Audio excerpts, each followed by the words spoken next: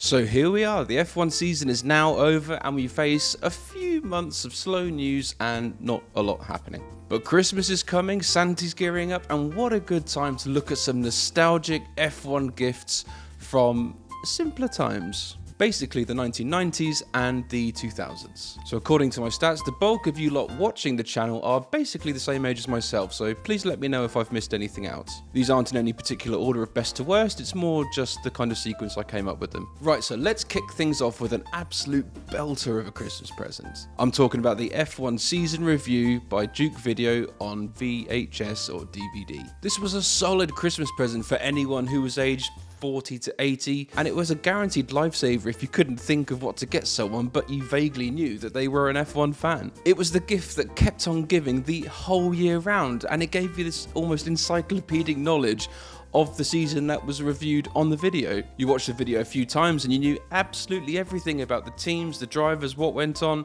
everything. I had some of these when I was younger, but what stands out was 92, 98, 99 and 06. Absolutely classic seasons, and you would just watch them the whole year round. And I'm sure, like many other F1 fans today perhaps, it helped kind of steer your interests into Formula 1 at a young age. But certainly in the late 90s we had no internet, so in the off season all you had were these season reviews on video and DVD, and they absolutely got you through the winter. I honestly think Duke Video and the people who made these don't get the credit they deserve, because they surely helped brew this generation of fans from years ago who now just crave every single bit of knowledge and information about F1 right now. And I know nowadays we have Drive to Survive and everything's on demand, but these season reviews were great in the way that it just informed you of the important things that were happening as the season unfolded. It got to the point, there was no messing around, and none of it was created artificially to try and make the season seem more exciting than it actually was. I had the 2004 season on DVD and they just reviewed it as it was, and when you look back at it you think,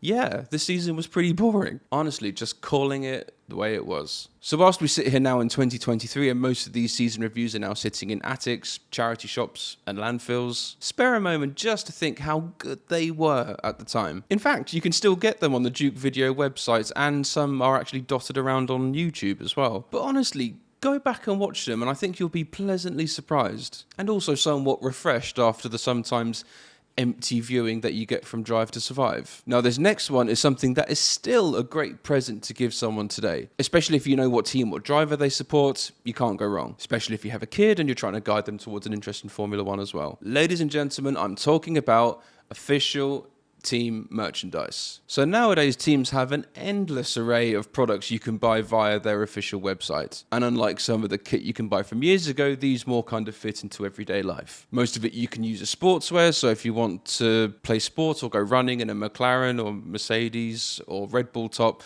you can. Or if you fancy something slightly smarter, you can do the same thing with a polo. F1 merch has kind of transformed a lot in the last 10 and 15 years because you can really kind of tell a lot about the wearer. Nowadays it's fairly common to see people wearing F1 merch, but it wasn't always this way. I'm talking about the days when F1 merch was seriously hard to come by. You either had to get it on a race weekend, order it from a catalogue, or find maybe the odd cap knocking around a Halfords. For those of you who don't know, Halfords is a motoring services retailer that you find in the UK and Ireland. So when you did actually get some F1 merch for Christmas, it was a big deal. But going back at the time, there wasn't much in the range normally, especially compared to what you have today. You might get things like a button-up shirt, a polo, a fleece, an anorak, and a couple of other little things, but that's kind of about it. But what was just so glorious at the time was that the vast majority of it was just covered in tobacco advertising. There I was at 10 years old in my yellow Benson & Hedges Jordan cap, and it was awesome. I'm sure many of you were kids out there sporting similar merchandise with West or Marlboro, Lucky Strike,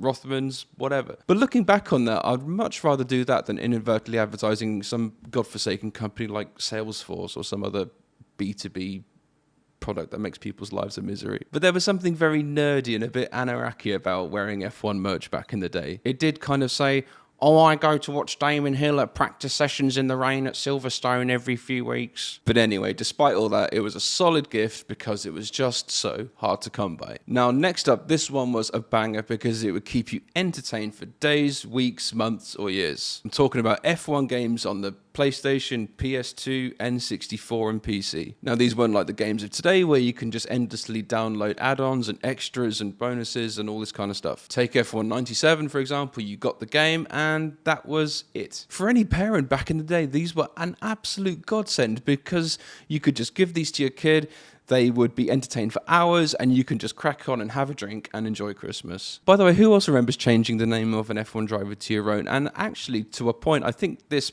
started in a lot of people's minds the process of thinking, actually, yeah, I could be a racing driver. Quite like the sound of this. Now, looking back at some of these games from the 90s and 2000s, some of them were absolutely awesome, and there were some absolute clangers as well. From the PS1, we had the first game, and then they went to F1 97, which was fantastic, and then we just had the dreadful experience of F1 98. If you don't know what I'm talking about, look it up online. It was terrible. Also with these games, Murray Walker's commentary with Martin Brundle chiming in every now and again. Go back and listen to it. It is ridiculous. Also, quickly on the subject of F1 games, why has no one been able to make a decent F1 manager game since the year 2000? There's been a few recently, but they're very and I think just they're missing a serious trick considering the success of Football Manager. Honestly, if done right, it could be huge. But anyway, that's F1 games. Now, what would any Christmas be back in the day without getting a great big F1 book? Now, this was something that you would get normally from your grandparents because it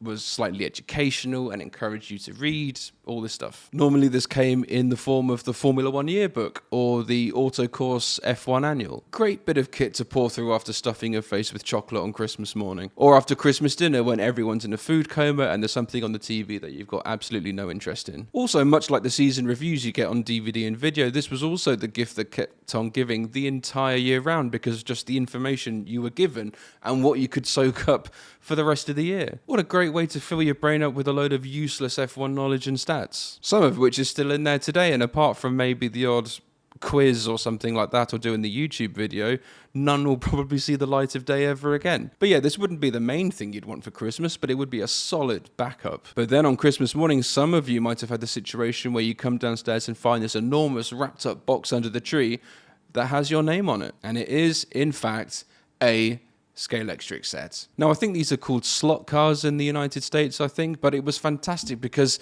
not only would you play on it, but your dad would get involved and your uncles, and it would just be a great family activity. It's absolutely multi-generational and everyone wanted to get involved because it taps into everyone's childhood. Everyone loves that smell of a burnt-out Scalextric car, and everyone has that one standout car from the set that they had. I had a Jean Alesi Ferrari that was fast as hell, but yeah, let me know what you had in the comments. Until you send your favourite car flying into the coffee table, knocking off the wing, then it all ends in tears. But yeah, come Christmas Day, and if Santa brings my son a Scalextric set, we'll all be on it. Now, this last one, for me anyway, was the absolute holy grail of F1 Christmas presents. And even to this day, if you have a loved one and you can't figure out what to get them, but you know that they like F1 and they have room on the shelf, get them a scale model. Now, with modern technology involving scanning and lasers and things like that, the accuracy and detail of these models is off the charts, including the price as well. But back in the day, these were just made with drawings and blueprints, and the stickers would sometimes peel off, and the quality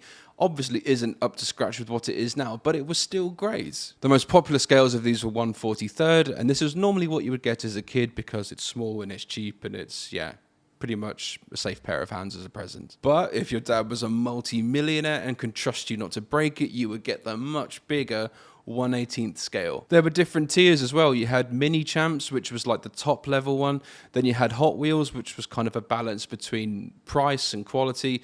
And then you had Onyx, which made the kind of the lower quality bargain bin models. Honestly, go to any model car stand at a motoring show or F1 event now, and guaranteed you will find a Onyx model of a 1996 Tyrrell for £5 sitting there in the bargain bucket. And these were great because you could build up a collection and you could have something to display in your bedroom, and yeah, these were still quite hard to come by sort of things. You had to get a Grand Prix Legends catalogue to look at all these different models and things you can buy and have a look and see which one you wanted. And for those of you who don't know what this was, imagine the Toys R Us catalogue but for Formula One. It was kind of like that. Again, kind of pre-internet, it was mail order, but yeah, that's what made it so special, because it was so difficult to get. So there we go with the season over, a bit of nostalgia for you there. Let me know your stories in the comments, and let me know if there's anything I missed. Thank you so much for supporting the channel so far, and please continue to like, share and subscribe. Cheers for watching, have a great Christmas, and I'll see you later.